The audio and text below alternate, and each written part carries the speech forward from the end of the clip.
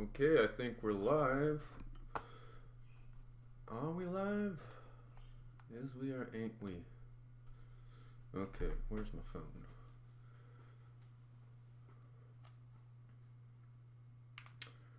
Let me see.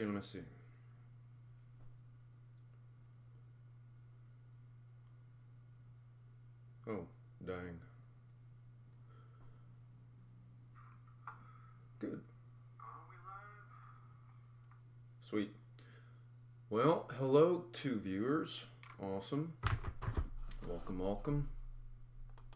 Hello, three viewers.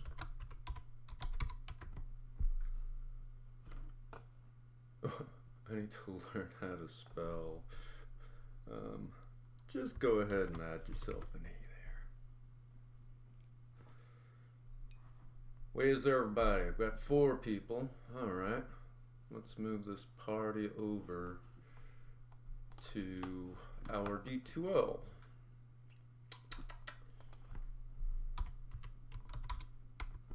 Whoopsie.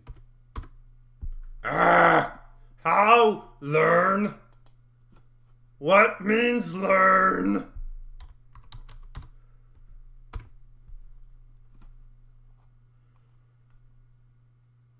Hello, Sky.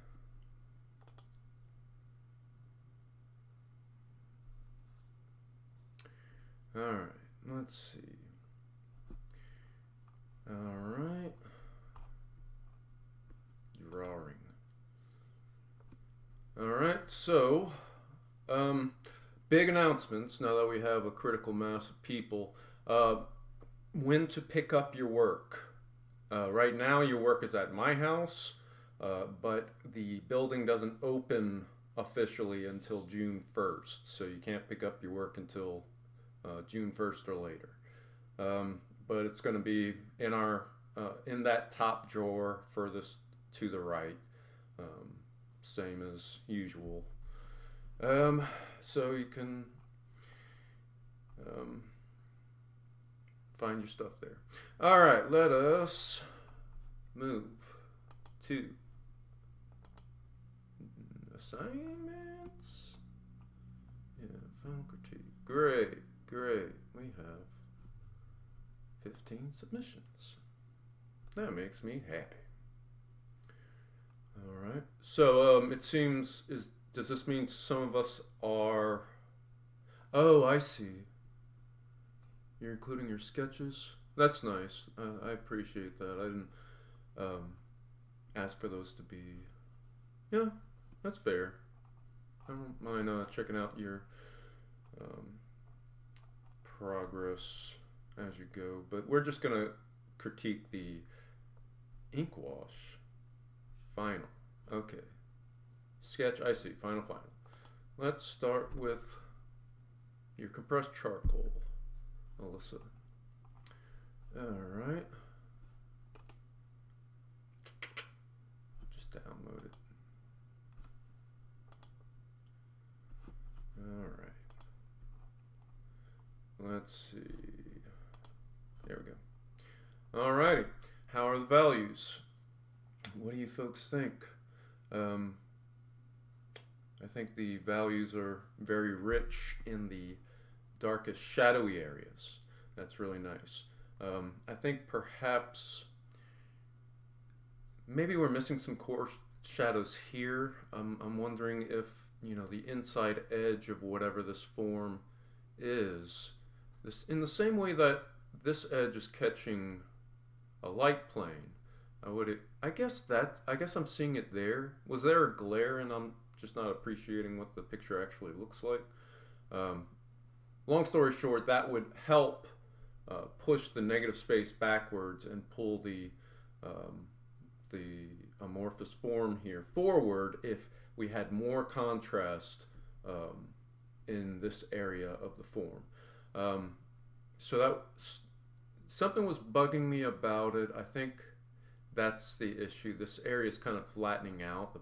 The background is kind of, well, you get the picture. So if you beef up the richness of these core shadows here, especially in areas like that, to give it a bit more volume, I think that would help pull that forward, but everything else is really well handled. This light edge is a neat trick you can employ. It's just called a line of air. So what that can do is create a huge amount of depth between the two sides of that edge. So essentially what a line of air is a highlight that creates a very light contour line, right? One thing though you have to be careful with it, you don't want it to be too continuous because it can create so much depth between these objects that it ends up kind of flattening the foreground shape. So a highlight that kind of disappeared in areas and then reappeared and then disappeared a bit more quickly would have a lot more, it would allow for both the extreme depth you're creating but also a bit more volume for this bottle. So airlines, really nice, one of those artistic license moves you can do to interpret your space, but it does need to be done sparingly and carefully. Like for instance, these airlines are kind of conjoining, so that causes these two objects to want to exist on the same plane.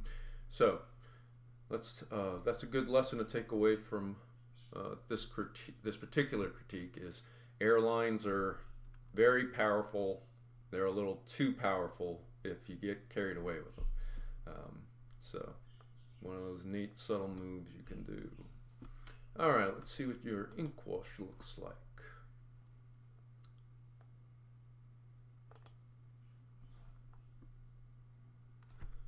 All right. Cool. All right, great, great gravy. Look at them highlights.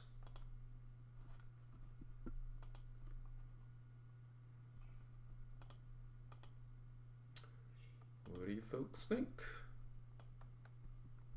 I think that's too big. So, like we said, the highlights are really well done. I wonder, did you block off those highlights with liquid latex? That's a trick from watercolor that you can employ in ink wash. Or are these additively painted on? Are they just really well dodged? It's difficult to tell. Looks like, am I wrong? Maybe that's white paint, or maybe it was blocked off. Let's see. Yep, it looks fantastic.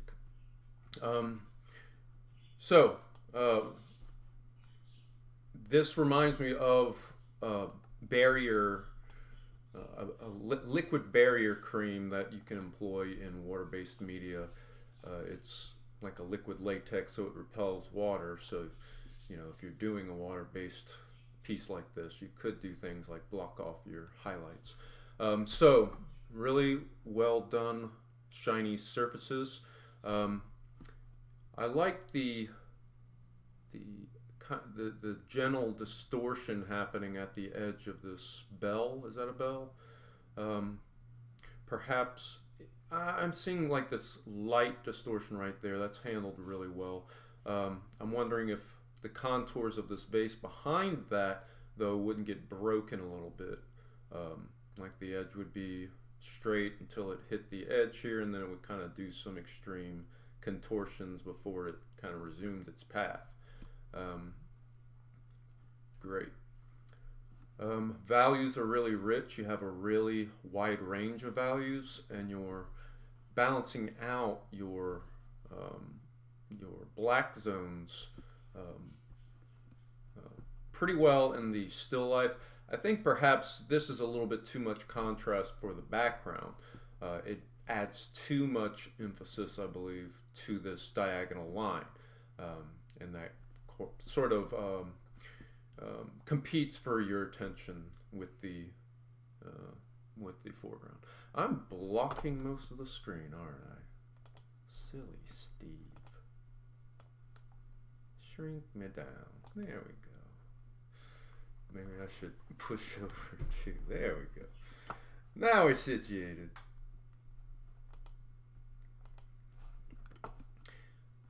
Let's see, what do you guys say? Still, the glass is looking fantastic, indeed. Really nice detail. I like the way the objects are grouped as well in this kind of staggered fashion. And one neat trick that you're doing here is adding more contrast to the cap of this by basically backlighting it with a lighter object behind it. That is part of composing value-based compositions, is inventing contrast where it's needed, and that's a simple way to do it. All right, any final comments on this one? Nope. Great job, Alyssa. Claps in the chat.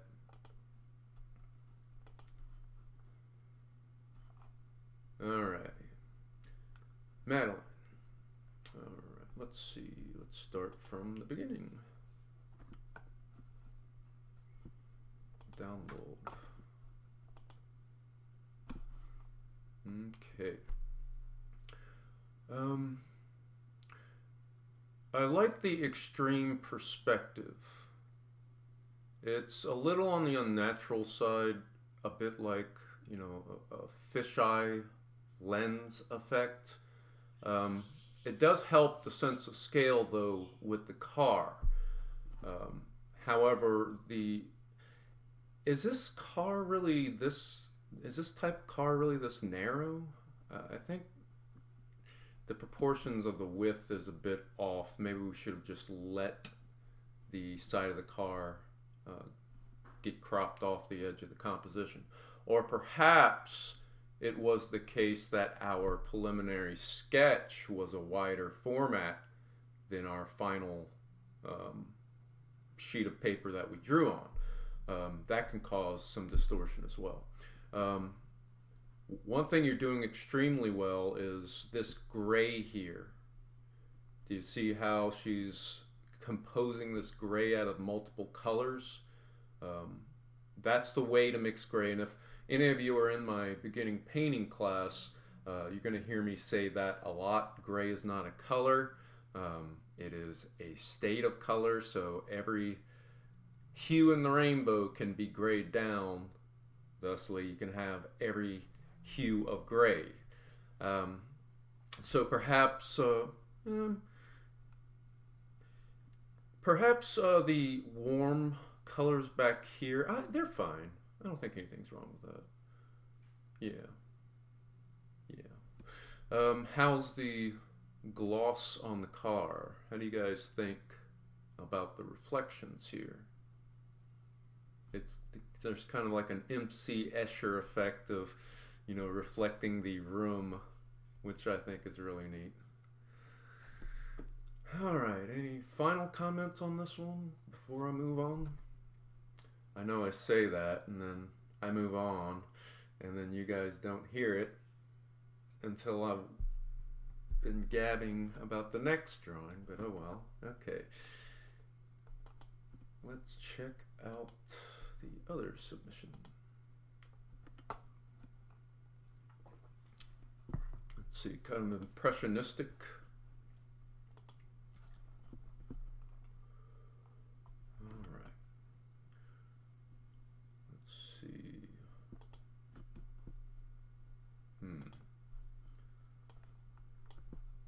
Co-op for 8.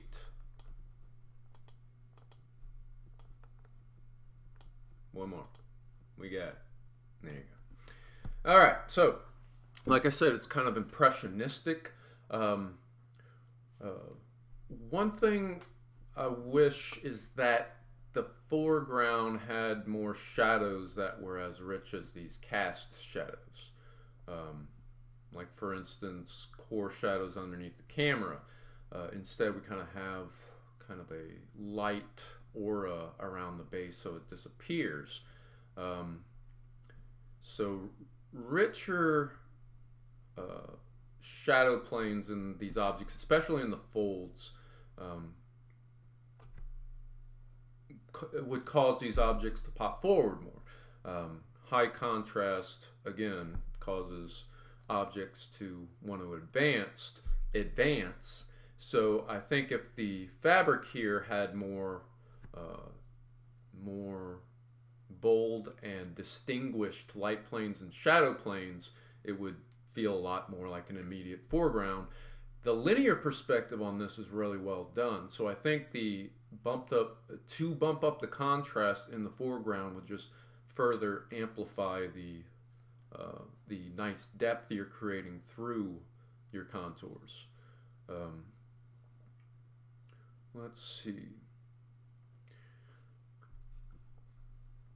Anything to add, folks?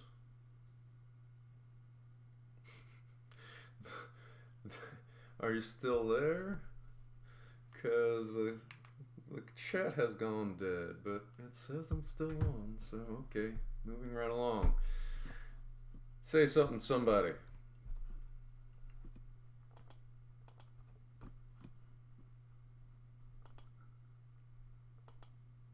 All right, good job, Maddie.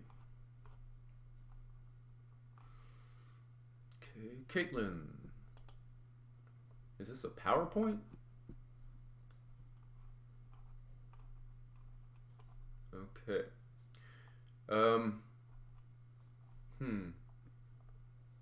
Now remember, these were supposed to be observational, meaning drawn from observation of, or drawn from life rather than from photographs. So I doubt you had two people posing for that long.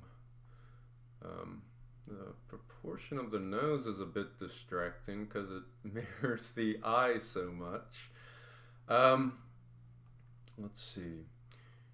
Now compositionally, you do some interesting things here with the negative space in between them. I think perhaps this corner, though, maybe it's just too much white space here.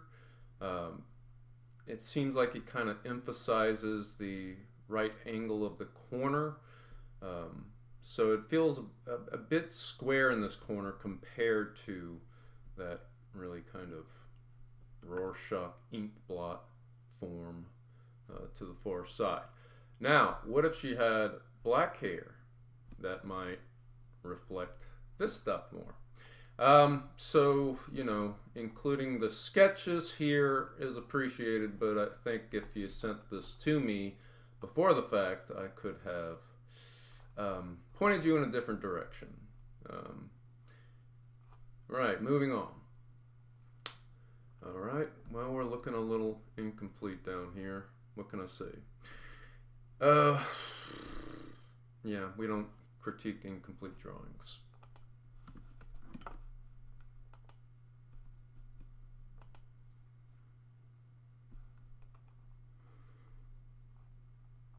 All right, Fernanda.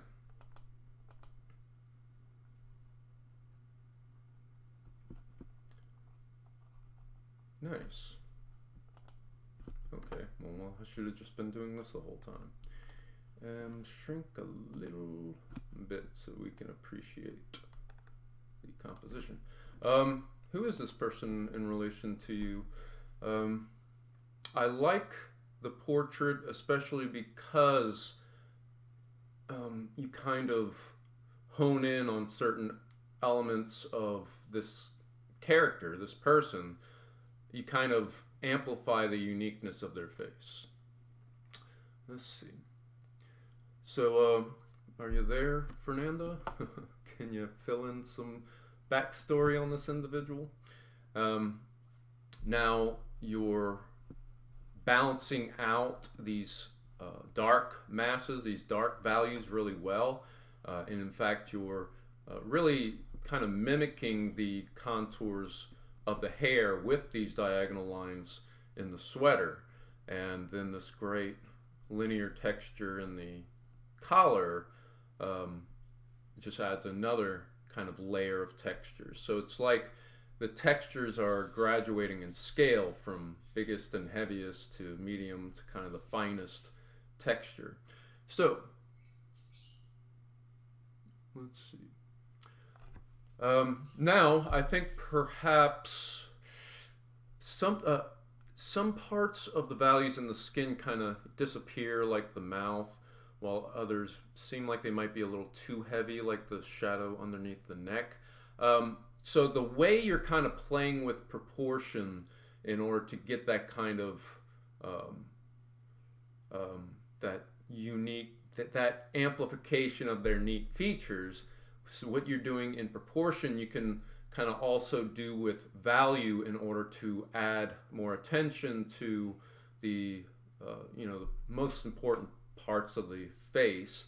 So yeah, like maybe a heavier shadow here, maybe heavier coarse shadows in between the lips to add a bit more contrast there. The sweater and hair pair really well with one another. Yes, indeed. A really rich range of values.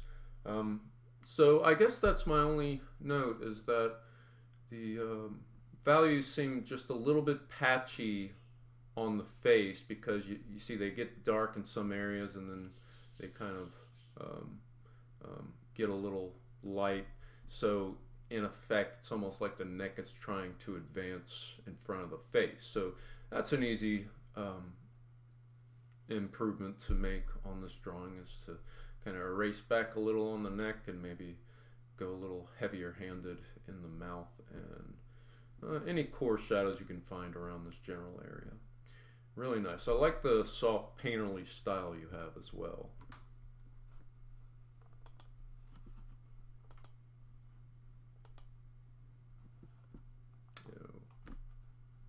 What did I do?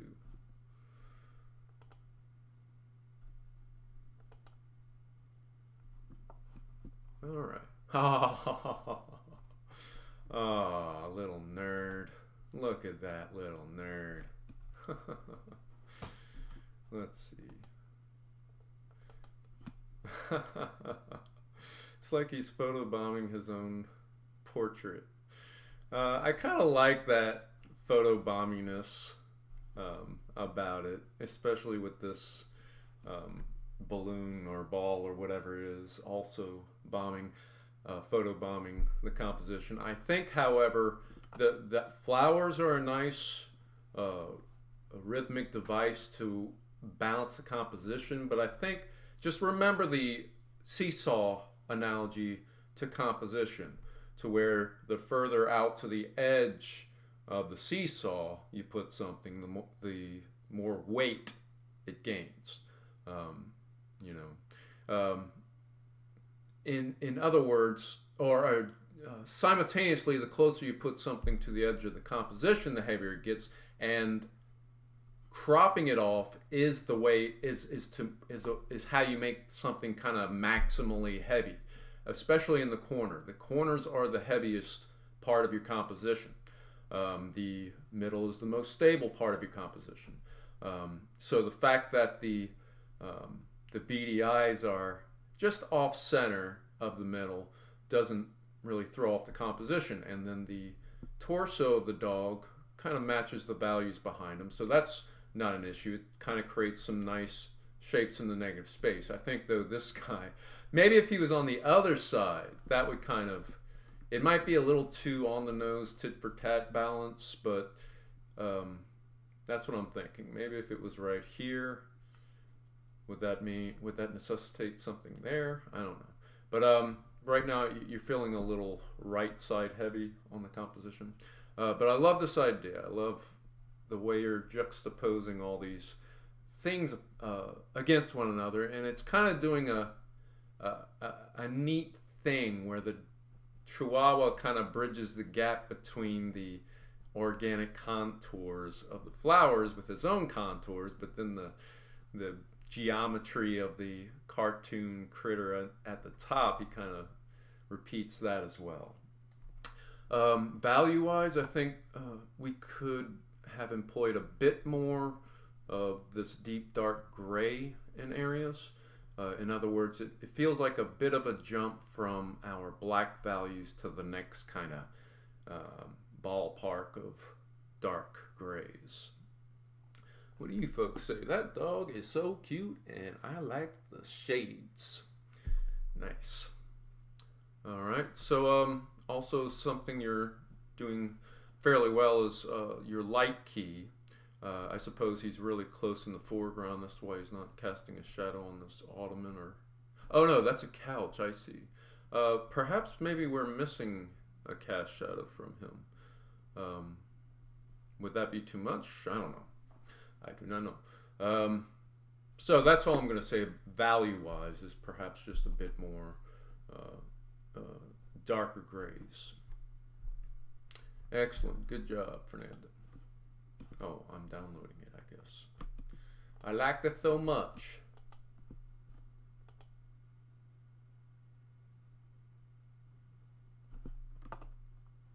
Moving right along.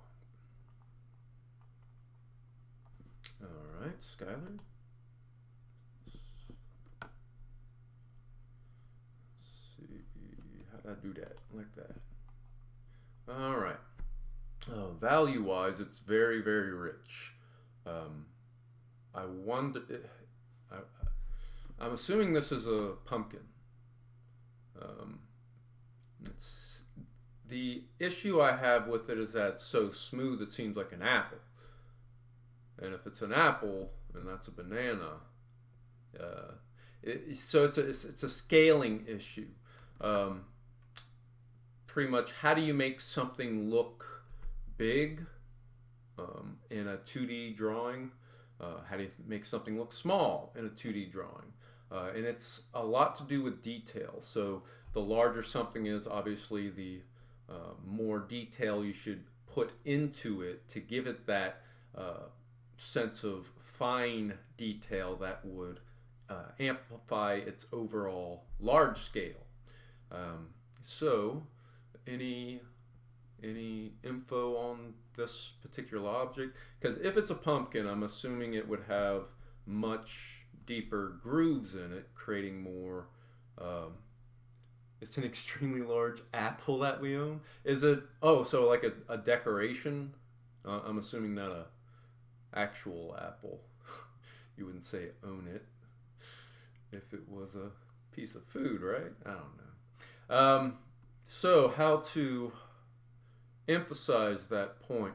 Is it an object that attempts to look like an apple? So a fake decoration. Now, is it a big ceramic thing, or is it like a plastic thing that tries to simulate the skin of an apple? Because I'm thinking if it's ceramic or glassy, the fact that it has a non-apple texture would tip us off to the fact that it's as much a man-made object as a shiny bottle. Any word on the material, Sky? So this banana works out a lot better. It's got nice smooth textures, so it works fairly well in scale. Perhaps maybe if this core shadow was a bit denser, because this cast shadow underneath it. The cast shadow does seem a bit sudden. So, if maybe this was a bit thicker and ran thicker here, it would sort of compete with these deep, rich core shadows there and feel even larger because it's, formally it's made out of, thicker blocks. Extremely smooth object, plastic. Yeah, so perhaps maybe a harsher highlight, perhaps. Maybe everything has reflections. So if it's a smooth plastic, I'm thinking maybe some of this stuff would be reflected. Like this line here might kind of wrap in that way, and that line and that. Actually, the banana might be reflected. Yeah, I kind of almost see the world being reflected here. You see that? You kind of do see this shadow there. Okay, so maybe if all this, I'm starting to see a lot of nuance in here. Perhaps if that was amplified, that would help the scaling. Right, but this is a good, rich value range. Great. Anything to add, folks? Moving right along.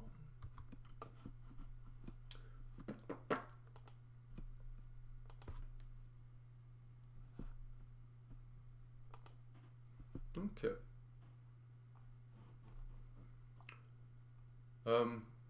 Which medium is this? I asked because you kind of have a neat painterly effect happening in the head. Wondering if it's ink, but it kind of looks, you know, smooth and blended and textured back there. Is it the Vine charcoal? Let's see if I can shrink this down so we can appreciate the composition.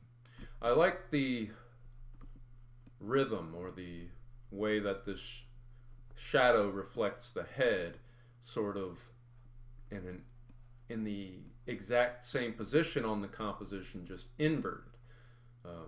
So even though this is a you know, a simple composition, there's some neat nuance creating neat shapes. Notice how close she's cropping it. Let's see. Skylar, I forgot who we were talking about. I'm sorry. It's really difficult when you're talking to yourself for a critique. All right. So again, the way you're cropping it is really interesting. So you're creating these nice jigsaw puzzle pieces by virtue of cropping it so tight. Vine charcoal, that explains it. Yeah, Vine charcoal is great painterly stuff.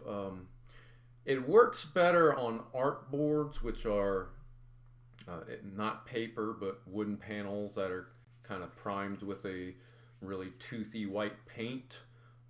So that more porous surface really kind of absorbs the vine a lot better.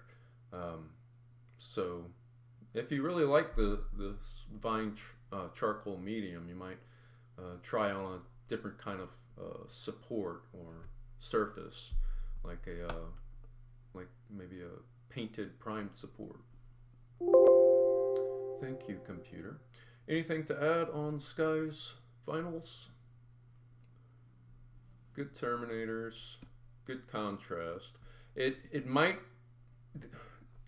the contrast is bold and strong, and it's always safer to lean on heavy contrast because our eye likes contrast. I mean, if it wasn't for contrast, you couldn't make out anything in nature. Everything would be just a gray blur.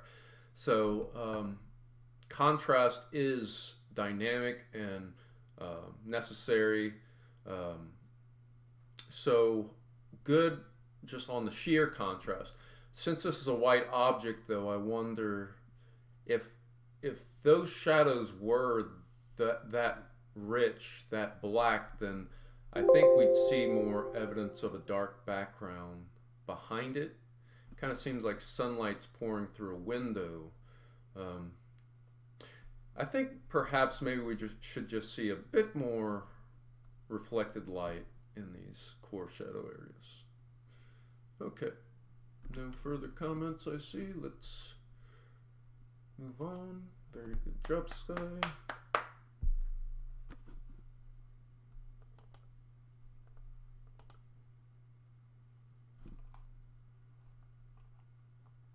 Okay, Alicia.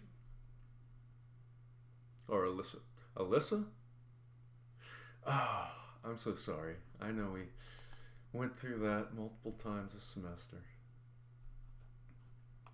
Minecraft Steve. I love it. Great. All right. Well, so does he have to wear his Minecraft helmet to play Minecraft? Or is he playing a really elaborate Minecraft VR? Let's see, I want to shrink. I love it. Now, first things first, you'd have much more volume here if you showed us the back side of this box on his head. So right now the pitch black background is blending in with the pitch black shadows of the inside of the box. So that's really flattening it out and sort of making it look like he just has a book, a Minecraft Steve book opened in front of his face. So maybe if we pull back on the background a bit, make it less pitch black and maybe preserve that pitch black for the box, that might help. He was actually playing great, I love it. So remember one important thing. It's usually best to have your pitch blacks in the foreground or in your figure space, not in the negative space. Again, for the reason that contrast advances and analogous flat contrast recedes. So the sheer power of this black makes the core shadows in his hair and his skin around these white clothes seem less intense. So that makes him seem a bit flatter. Does that make sense? So yeah, I think it'd be a good idea to pull back on that background a bit and then reinforce some core shadows. The way you have nice rich core shadows in this receding arm, maybe a few, like sometimes you have to invent these core shadows. So that could happen like inside the sleeve, right? That could happen sort of in the crux of his elbow where, you know, his elbow is in contact with his body. We could invent some core shadows there. So there is a way to invent more contrast in areas where you might need it. But I love the concept, drawing a portrait with character to it.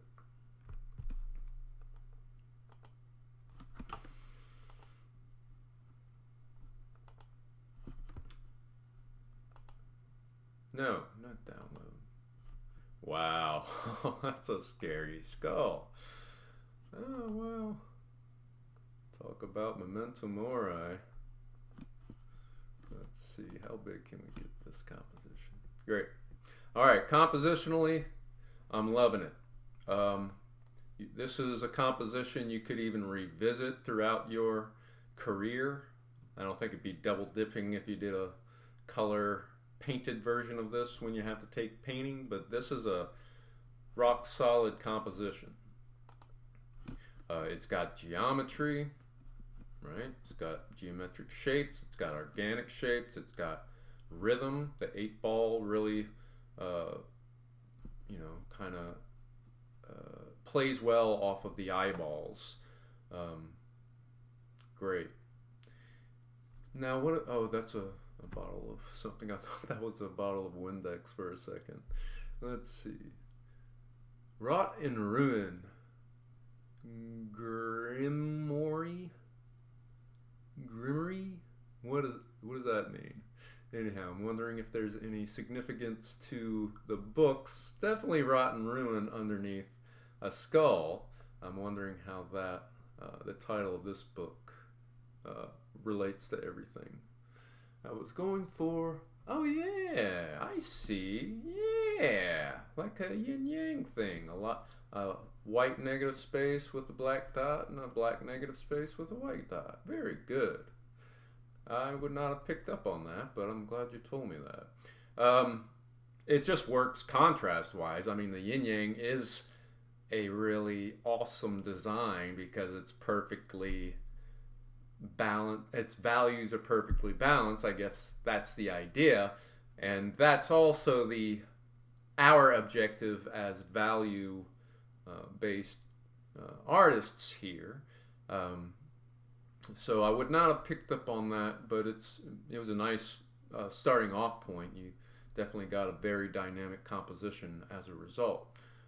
Again, though, maybe not so jet black with the negative space. You see how it kind of minimizes the importance of these core shadows and as a result kind of flattens them out a bit. So everybody take that lesson. You don't want your whitest white in the background, and you don't want your blackest black in the background. Now, this is a rule of thumb. This is art. There are no rules. All of these are guidelines that might keep you from getting lost in the woods. The exception might be like maybe a landscape. You might want, your sky to be very luminous, so you might want to include a healthy portion of white in it. So I'm not saying never to do that.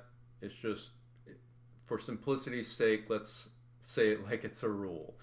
You don't want to use your blackest black or your whitest white in the background. You want to save that for your foreground. You need to think of your blackest black values and your whitest white values as your most potent ammunition, and you want to use it strategically to highlight important elements of the composition, or to balance areas that need to be balanced, or to fill out more volume where you need more depth. So use those maximum values as strategically as possible. I don't want to say as sparing as possible, because obviously contrast is a good thing, but the placement of your core shadows you want to be very meticulous about. Your highlights as well. Great, good job. Love it. I say come back to that still life in another version in the future. That's a good one. Good job, Alyssa.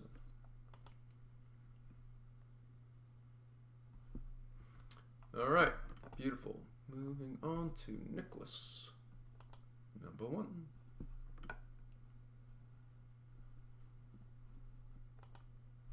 Alrighty. Now, design-wise, it's kind of problematic that we have all our interesting stuff kind of clearly segregated off into one half of the composition, and then a kind of big white flat space here. I'm kind of digging these abstract designs here. What are these? Is that a design on the wall? Now, value-wise, it's very, well, we mentioned the big flat white space. I guess this is an example of what I was just talking about, using your white values strategically. I think that's the issue here. We're just abusing the flat white of our paper. We're just overusing it. So we get this flat kind of contour line drawing effect, where some areas don't have any values at all. They're just purely contour lines. The back wall, for instance, these aren't values, these are contour lines. So yeah, like I kept saying all semester, these terminators are the edges you want to focus on. That's why this frog figure seems to be the only thing with volume in the picture. Notice the books, they have local value, like a local color, but they don't, some of them have different shades in them, but it doesn't seem to be associated with light and shadow, more just texture. So, and there's no side plane to the book, so the lack of terminators on these books are flattening them out. That's why this frog figurine seems like it has depth, because it has definite edges to its shadows. So contour lines aren't going to aren't going to create that kind of depth. It's going to be the shape of your lights and shadows.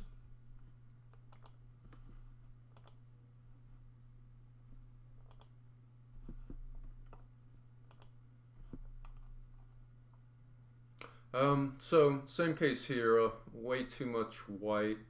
Um, this is an interesting composition and kind of a neat diagonal take on an everyday, um, I guess you call it a still life. Um, so I like the kind of diagonal dynamism of it. Um, but again, this sink would feel more like a bowl if it had more of a continuous shadow on it. In fact, this cast shadow seems seems like it just continues on in a very kind of straight fashion, which kind of disrupts the curvature. I mean, I guess I could understand if it's curving around that way, but we're missing an overall sense of light and shadow. Like, for instance, let's just say for argument's sake, there's the bathroom mirror here, and then the lights in your bathroom are over the mirror.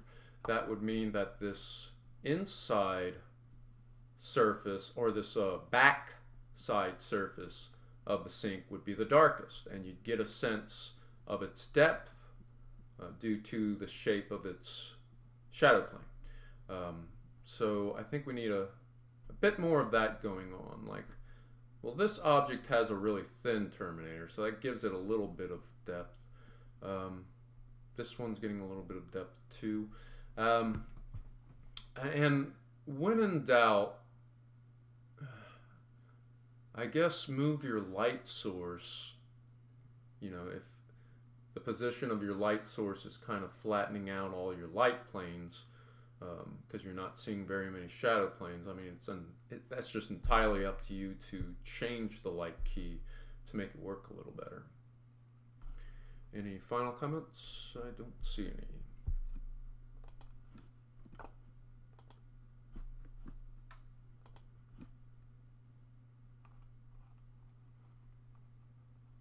Okay, how many more folks we got to go? 1, 2, 3, 4, 5, 6. Good job. All right.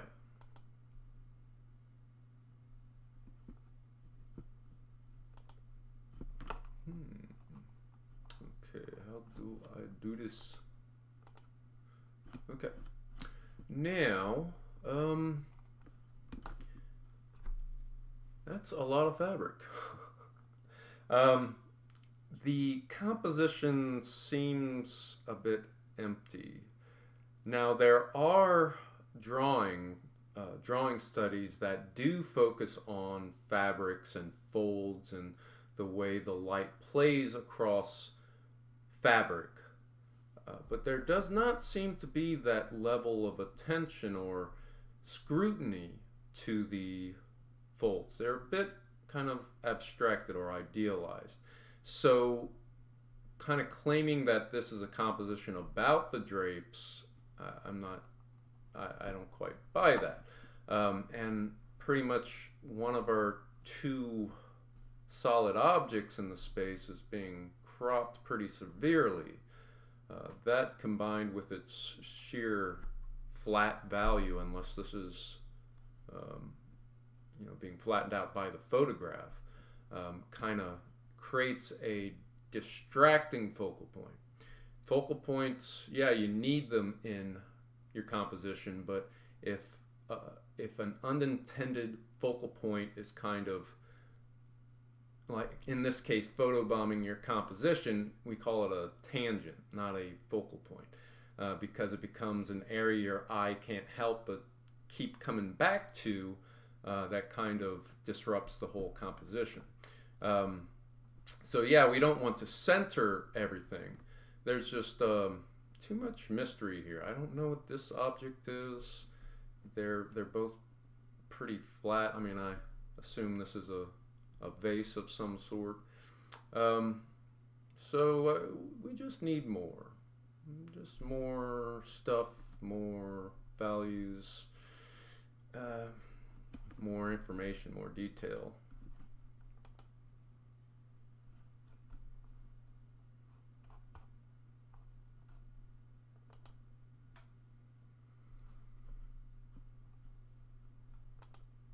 Okay. Let's see. We have a bit of a decapitated head issue, which is a common occurrence in portraiture. Let's see. Because the background is so continuous, you see the same value as what we can assume to be the shirt. You know, the two spaces conjoin. Let me zoom out a bit here. So that is a compositional issue that could be dealt with. Now I keep harping on it, but I'll say it again. We don't want our blackest black in the background. We want that in the foreground. And again, think of your black and your white values as the maximum topology of a relief carving, meaning black is the furthest back you can carve in this relief carving, and white is, you know, the highest elevation in this two-dimensional space. But we're still trying to create volume even though it's a two-dimensional space. So using your jet black in cracks and crevices that you need to recede, this is what I mean by using your black values strategically, using them to create volume rather than, you know, a flat space in the background that kind of conspires to flatten the foreground. Again, high contrast wants to advance, and if it's got to flatten the foreground in order to do that, it will. I like the light key, the way you have the light coming in from both sides. I think richer core shadows in the figure would afford you a lot more grays to spend in the skin tones. So that would really emphasize this kind of rich, almost metallic contrast you have on, or there is on the face. So compositionally, I mean, aside from the floating head issue, it's I don't know. I think the lines are working out really well. I mean, I know you didn't invent the format of a face, but just the kind of vague off-centerness of it is a nice touch. Let's see. Now, it's been said, no, not in this case. It's been said that all portraits, one of the eyes happens to be in the center axis of the portrait. It's true of a lot of famous kind of art historical portraits. I thought maybe it might be true in this case. All right, good job, thank you. All right.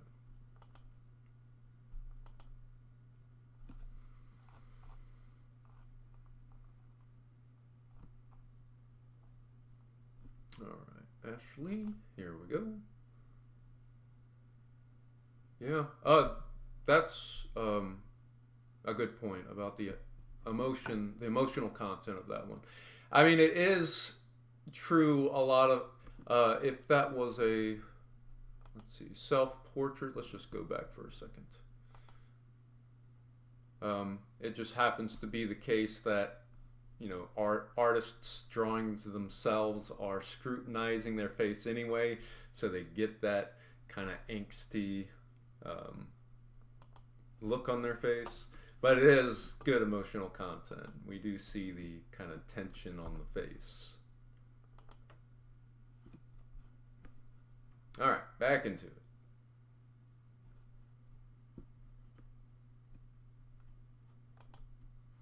Okay. Nice contrast. Again, perhaps if these weren't jet black, I mean, there is a necessity for them to be dark so that the sunset feels bright, which you've done a good job of, and that is true. The easiest way to make something look like a light source is just to load that area with contrast. But I think if it was just perhaps maybe a deep gray like this one, and instead all of the rich blacks are in the kind of floating gazebo thing, or I'm assuming this is a body of water. I don't know. That would kind of extend the space in between the structure and the horizon. Now, perhaps the texture in the clouds could be a bit smoother just to match the smooth textures down here. Let's see, the clouds are very well done. The values, yes, very well done. And especially the I like the shadowy nature of them. Let's see. But perhaps, like we said, this is why I'm assuming it's water, because you do a nice job of making it look glassy with that smooth surface. Yeah, it is fluffy, but it's also kind of, we see the dry effect of the grit of the paper, and that becomes an issue. We have to be pretty literalistic when we're talking about the abstract qualities of a drawing. So this gritty texture will appeal to your sense of touch. It will want to advance to the foreground. But considering we're talking about cloud, I think maybe that's another reason perhaps that heavy kind of gritty texture is not quite the right choice there when we have comparative smoothness down here. Comparative. Yeah, maybe just a little, you know how I said no blending? I think this is a good opportunity to not listen to me. So listen to me and don't listen to me. All right, the composition is really good. The contrast is well composed. Good job on that.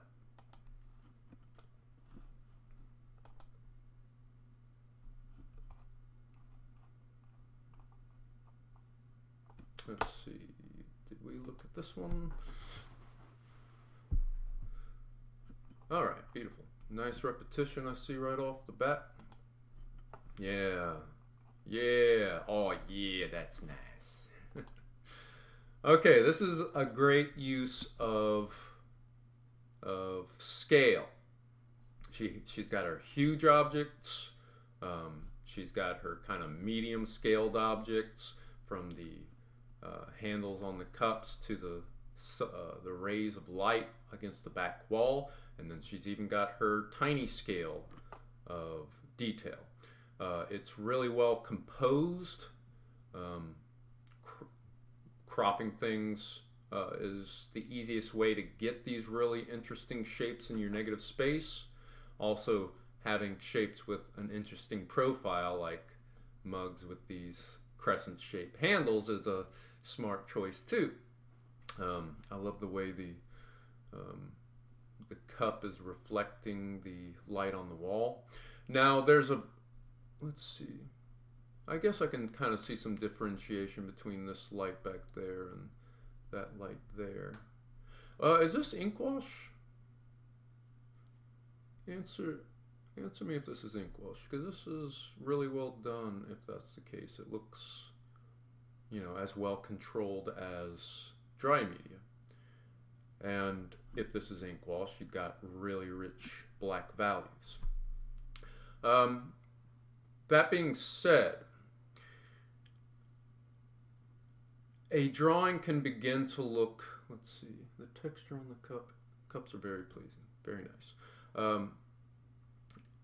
A drawing can begin to look photographic, or look like a photograph, when we use too much flat blackness and flat whiteness, because that's the way that cameras see the world. Cameras, their white balance or their light meters are gauged off of a middle gray, not off of highlights like our eyes are calibrated. Our eyes adjust to highlight, cameras adjust to middle tone. So as a result, cameras will, you know, you'll get clipping of your value range at the lightest highlights and the darkest cast shadows. We talked about a few ways to deal with the shadow side. Again, because our eyes meter off of highlights, you should expect to see a texture where the light's most intense, because you're going to see the most amount of detail there, because that's what your eye's trying to calibrate to. You can lose a lot of values in your shadows, but a good workaround to having so much darkness in one area is to change up the direction of your marks to imply that there's different planes in there. For instance, if there's a back edge to the tape, I'm thinking this seems like a wall meeting a countertop here. So if your marks creating the shadows here were kind of diagonal, like the alignment of the table, and if your marks were kind of vertical on the wall, that would allow you to lose values in the shadows there and still not feel flat, still have some kind of sense of depth back there. Great. Really fun composition.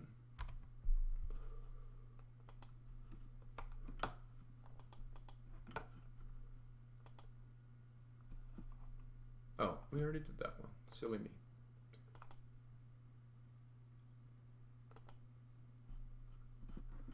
All right. Winshay Smith.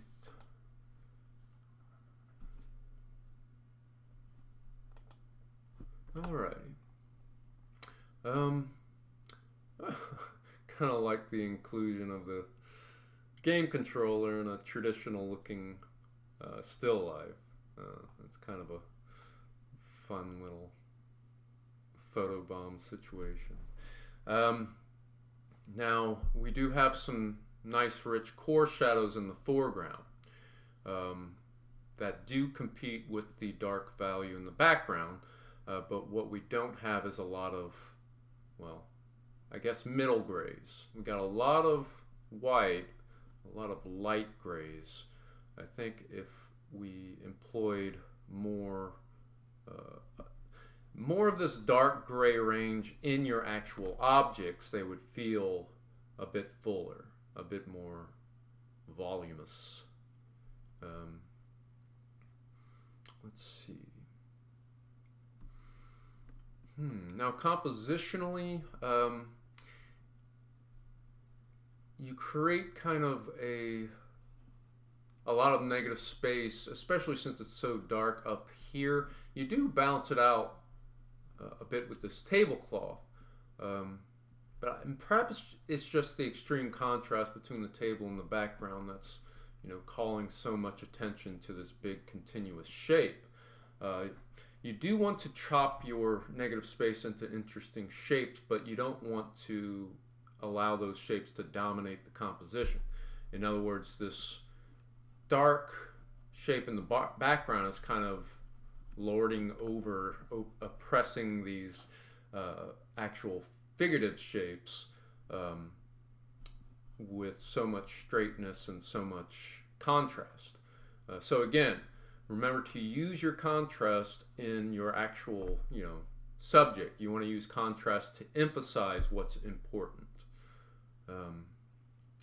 And for those of you who can't seem to get past contour lines, the reason is because you're not employing rich dark values into your main objects.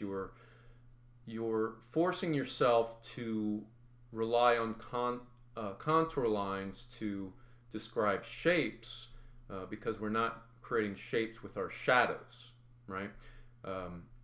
When you're doing a value drawing of light and shadow, you are looking out for shapes, but they're immaterial shapes. They're shapes being made by that terminator, by the light plane, by the shadow plane. And yes, these shapes are going to change over that solid object, but we live in an ocean of light.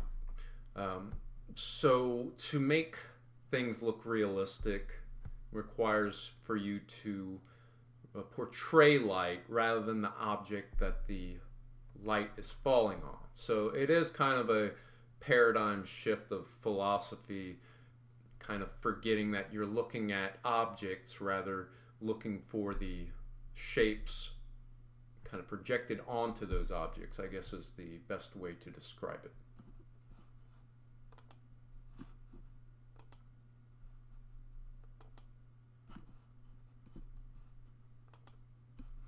Okay, let's flip this. How you flip? How do I turn it? Rotate. How you do that? I'm just gonna have to download this one.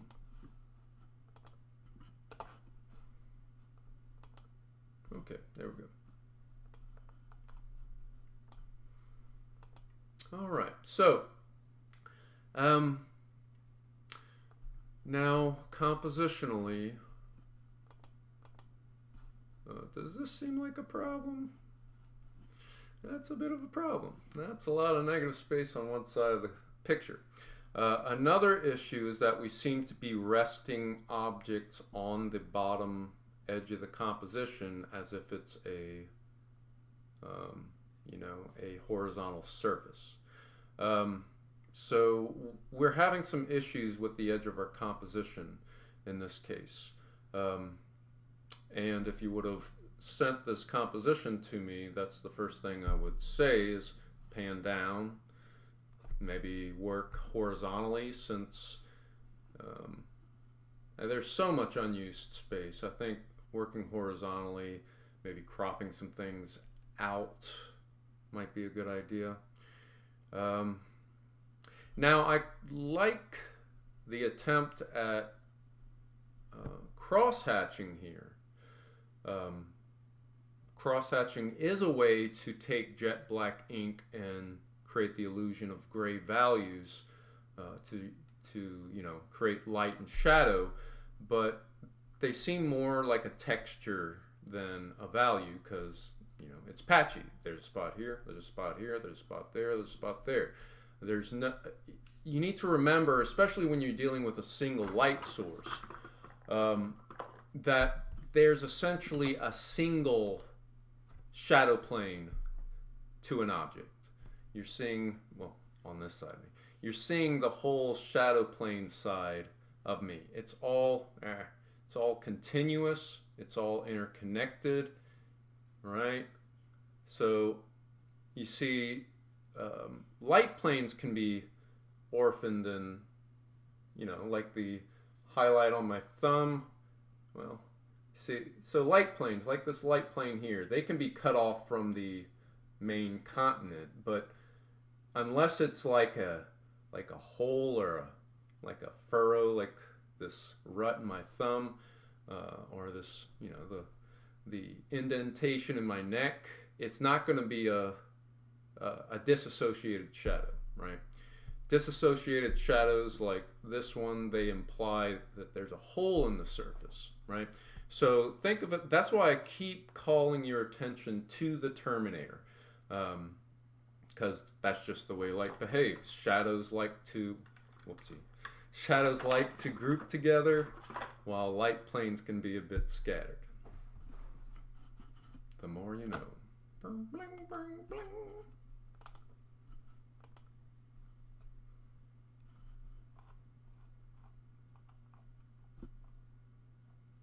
Alrighty, let us see. Sketch final. Let's do the first fine. Alright, Max. Nice. I'm gonna have to download this one so we can flip it. Alright. Let's see. Full screen. No. Alright, really strong, really interesting composition. You definitely went ambitious with this one, and I really, really appreciate it. There's just no substitute for complexity, guys. Sometimes they like to say less is more. Do you know how words work? No, more is more, jerk. So we have rich textures here, and they're organic textures kind of balancing off geometric textures, repetition, I should say, up here. So you just have a rich smorgasbord of different types of textures. The values are well composed. I mean, yeah, curtains come in two, so of course they would kind of frame the composition nicely, but the swag kind of plays off the dark zone you have here well. It frames the dark zone you have in the window well, and you're creating a huge range of scale, from the large scale of the wall and the curtains all the way down to the tiny scale of the textures in the soil here. And you even go as far as including more in the negative space by actually observing reflections in the glass. All that really pays off. This is a well orchestrated composition. My eye keeps going around this path, and this path is framing kind of a interesting centerpiece. Really lovely textures in the leaves. And since this is a graphite drawing, you're really I'm sorry, I'm trying to find my chat. Because this is a graphite drawing, you're really giving me some rich dark values. This is one of those drawings that would stand up from across the room. So good job on that. Though on that note, maybe a bit more contrast in this curtain here, just so it doesn't kind of become a flattened shape against all this complexity behind it. I know it's a sheer curtain, so the shadows wouldn't be that intense, but we're artists. And that also kind of seems like an opportunity to kind of balance off a bit of that darkness in the plants with some similar shapes in the folds. What did you folks say? Oh, you guys didn't have anything to say about this one. All right. Good job, Maddie. Moving on to your second. That is the second. All right. Power orientated. That looks good. All right. This is, I appreciate this kind of novel angle. Straight down, right? You don't see that every day, do you? And we underestimate our elevation when we're composing. It's the easiest way to get a quirky looking composition by not shooting at eye level. There's just this common sense expectation for pictures to go that direction, right? For pictures to be pointed towards a horizon, right? Maybe it has to do with our history of stage shows, plays, I don't know, because so much of movie composition is inherited from, stage shows where everything is kind of in profile, the way, like a comic book might be. We underestimate how much the culture of plays, the history of plays really play into what we do as visual artists, because the stage itself is kind of a rectangular format. So do that more often, like draw laying down, looking at your subject from an extreme worm's eye view. Let's see. Anyhow, so good job on that.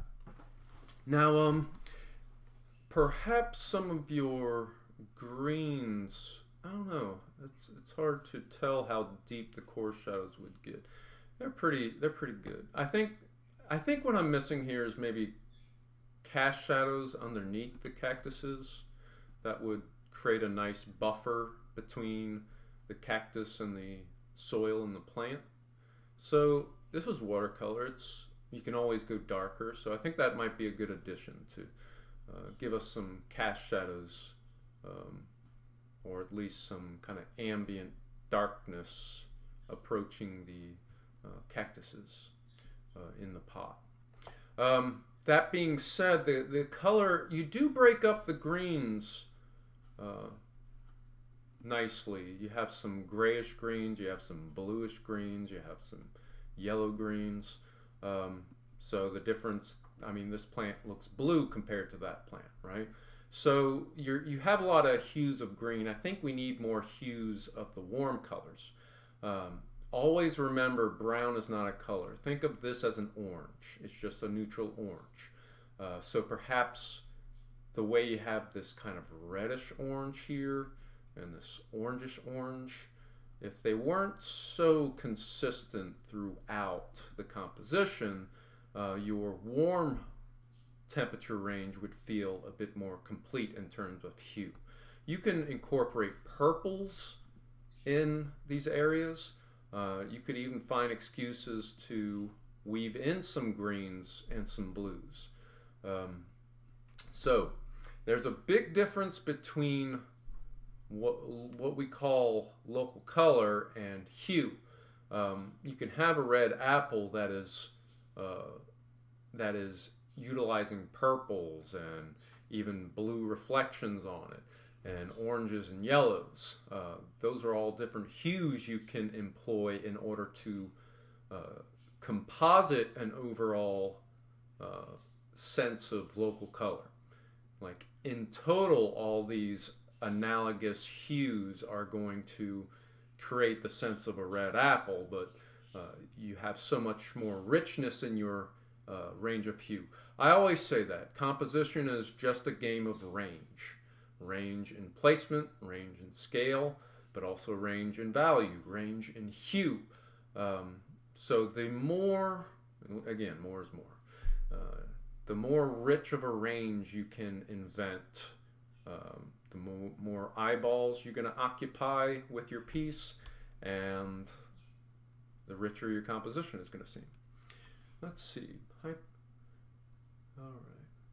Great. So the hyper-realistic comment, was that directed at the previous one? Because I agree. I think cast shadows would really help to make this one more hyper-realistic. It's a matter of depth more than a matter of value, meaning it would make these cactuses look like they're towering in some cases over the plants. Plus it would give you that really fun kind of zooming perspective that would further make this angle really interesting. So, you know, this leaf could be casting a shadow on that leaf could be casting a shadow on that leaf, this leaf can be, is that cast shadow, or is that just a thicker application of paint? But that's more along the lines of what I'm talking about. But make the shadows cooler. You have a nice warm light plain color for your soil. Maybe incorporate a blue over the top, and the two will kind of neutralize each other. I wouldn't go with just more of the same brown, in other words. Or maybe try a purple, right? This same purple could be could create some almost coolish reddish notes in those shadows. All right, wonderful job. Knocked it out of the park. Thank you, Max. Good. Thank you, Sky, for clarifying. All right, Josh.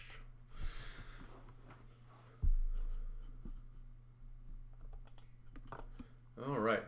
Like I was saying, a curious, quirky perspective is as easy as just looking up or looking down.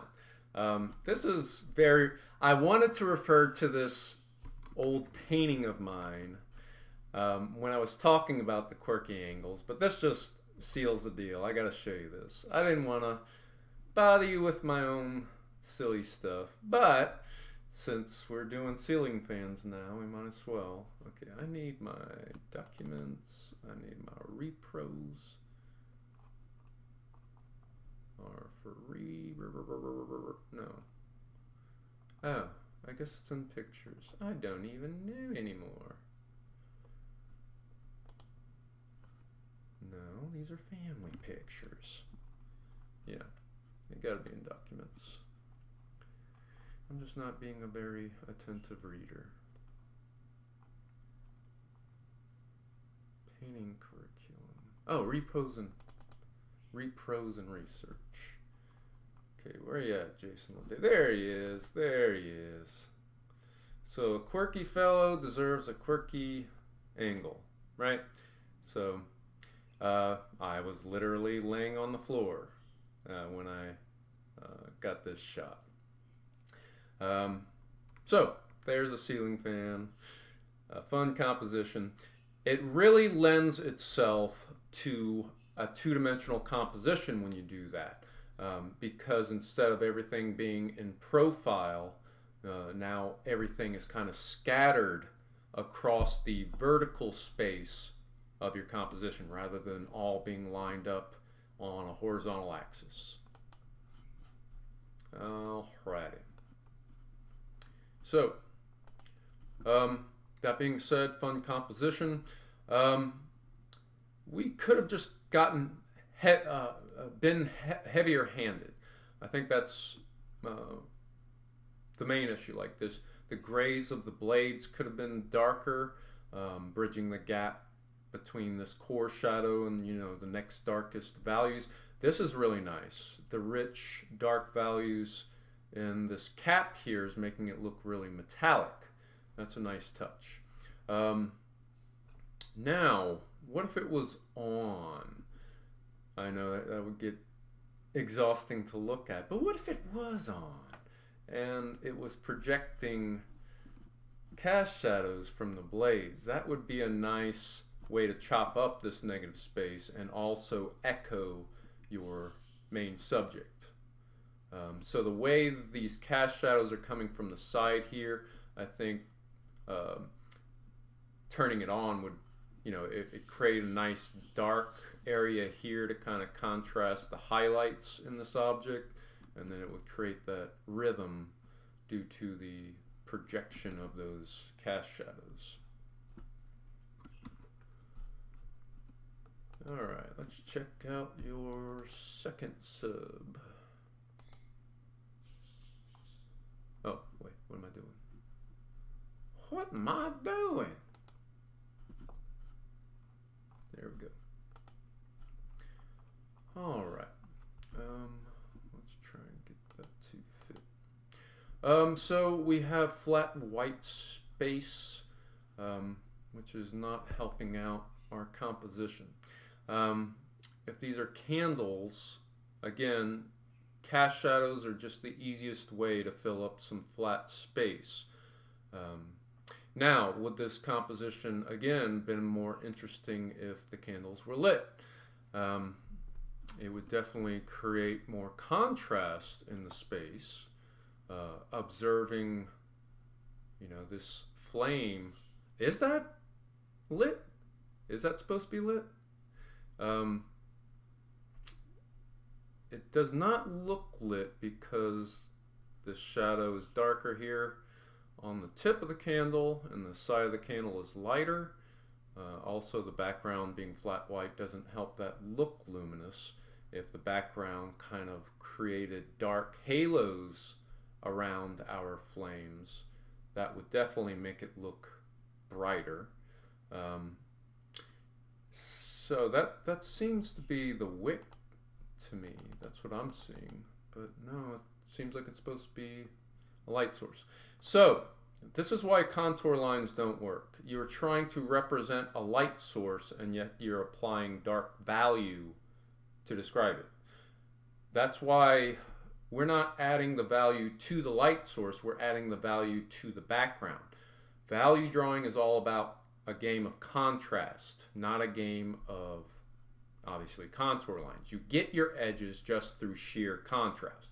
So having a dark background against the light shape of a flame, that's what you need to do to make that flame look like it's a bright light source. Also, light reflecting onto the candle would tip it over.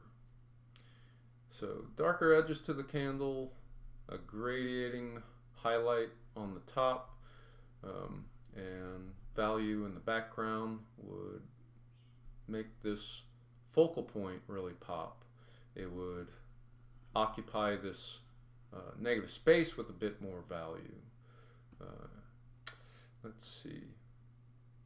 So you can have a spotlight on these, to get cast shadows against the wall, but also have these lit and, manipulate your values in order to, again, I keep saying it, the easiest way to make a light source look luminous is to bump up the contrast.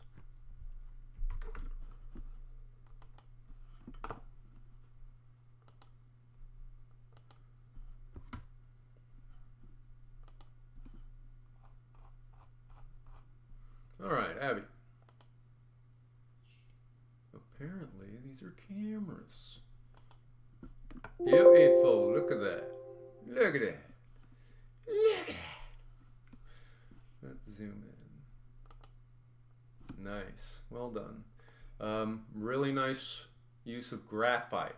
That's another great thing about graphite. I think maybe I said this about your last drawing as well, but graphite being a pencil having a fine tip means you can really utilize texture to do a lot of your legwork. You see, she gets the illusion of kind of a radial texture to this surface here, not through drawing these lines continuously all the way around, but just by utilizing that kind of round concave texture as you're filling in that block of value. Really well done. So you're using your smooth values in the right places, you're using your rough values in the right places. Now, what I think this drawing needs is darker light grays, meaning our cameras are so rich, especially this one here, the black values are so rich, it's really making our cat kind of washed out in comparison. So if these shadows on the cat were a bit darker, meaning kind of as if this was Photoshop, kind of lowering your value range or adjusting your levels to where this stuff comes in a little darker. We're artists, we interpret the world, we're not cameras, we don't copy things slavishly. So in order to interpret a world of light and shadow in a medium that has such a narrow value range, that's going to force us to manipulate our values artificially. So that means if we have, even though this shadow may have been approximately that light compared to that dark, we have to adjust our contrast to make the picture work. So I want to see a lot more contrast in these light objects. Watch any use of flat white. Anytime you have a flat area like that, I mean, it may seem hokey, but the easiest thing to do is just to make kind of a subtle vignette to soften the corners. Then it doesn't seem as flat because there's not as much of a right angle in the corner. Kind of the way you did a reverse vignette here where it gets lighter towards the corners. All right, but I love the perspective, I love the subject, I love the textures. We just need a beefier light gray range, and by beefier I mean darker. So yeah, and in doing that will actually afford you more light grays to spend in these light areas that are a little too flat. So that's why I say make your core shadows, muscle them in, make them as dark as you possibly can, because then that affords you the widest budget of grays possible. So if we go in extra heavy with the core shadows of this cat figurine, then we get to use the light grays that we did use in that shadow a bit in the light planes. Wonderful job. Last but not least,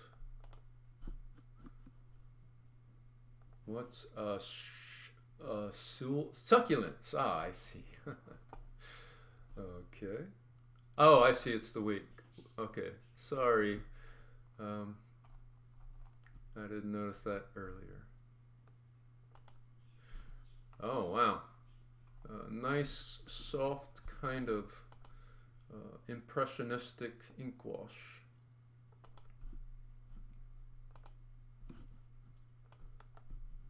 let's try and get that optimized. Beautiful. I love these subtle little dappled textures here that really play off well against these turtle shaped textures or leaf shaped textures.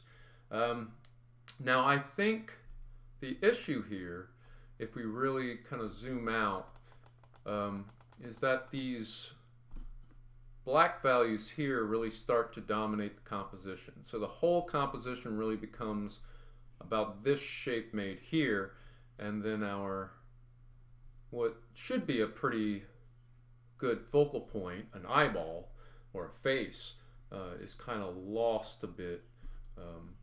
So again, I think it's just a simple matter of making our light grays darker. And this is ink wash, so I can totally believe that it did look more balanced when it was wet, and then it lightened up on you. But it is ink wash, so the good news is you can always go darker. You can't go lighter with an ink wash, but you can go darker. So I think this drawing deserves some retouches, like maybe just, I mean, it could be a simple matter of just getting some jet black ink and just kind of getting a few core shadows cut into there. But I take that back. We do need darker grays, especially in this immediate area here. Good choice of subject. What do you guys have to say? This is your last chance. Speak now, forever hold your peace.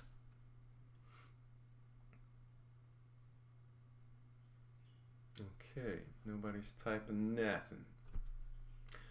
I'm going to repeat the important announcement I made at the top of class that the building is going to be closed and not officially opened again until June 1st. So that's when you can start to pick up your drawings from the flat file drawer where we kept our stuff when we did meet for class. Top drawer all the way to the right. Any questions, any comments before I terminate the class for good? Steve's still rambling here about something. What you talking about? Okay, any final comments? Seriously, it's your last chance. I'm gonna say it. I'm gonna make the last comment. I'm gonna have the last word.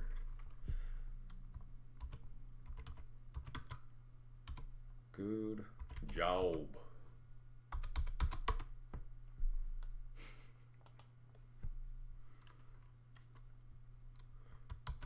Fill out your course evals. Yes, everyone have a great summer, but also don't go anywhere. I don't know, find a secluded lake. Yeah, thanks, Stefan.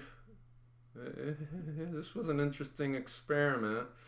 Drawing class as a Twitch or a YouTube stream.